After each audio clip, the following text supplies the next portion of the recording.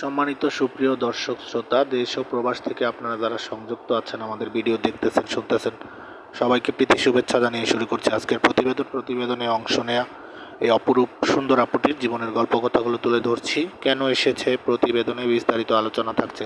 তো আপুটি দেখতে খুবই চমৎকার, ওনার গায়ের রং ফর্সা, উচ্চতা 5 ফুট 3 ইঞ্চি, স্বাস্থ্য ভালো, পড়াশোনা আপনার 9ম শ্রেণী পাস। উনি ফ্যামিলির ছোট মেয়ে, ওনারা 1 ভাই 1 বোন, ওনার বড় ভাই আছে। আর বছর 2 আগে সড়ক দুর্ঘটনায় ওনার বাবা মা মারা যায়। তো বর্তমানে ভাই আর উনি মিলেই ওনাদের বাড়িতে থাকে।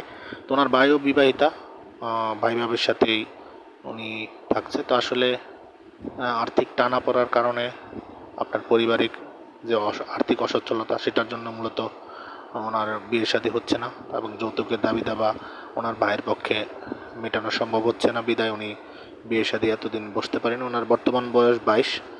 তো আসলে প্রতিবেদনে আসতো না, এসেছে হতাশাগ্রস্ত হয়ে।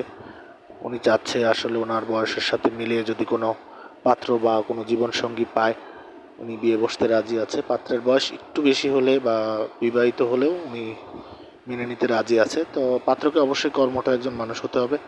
তো আপনারা যারা এই ধরনের পাত্রীর খোঁজে বসে আছেন, যে অসহায় কোনো সমস্যাগত কোনো পাত্রীকে জীবনসঙ্গী বানাবেন, দেরি না করে স্ক্রিনে দেওয়া নাম্বার, ওনার মুখ থেকে নাম, ঠিকানা, ডিটেলস সব কিছু ওনার কাছ থেকে জেনে নেবেন।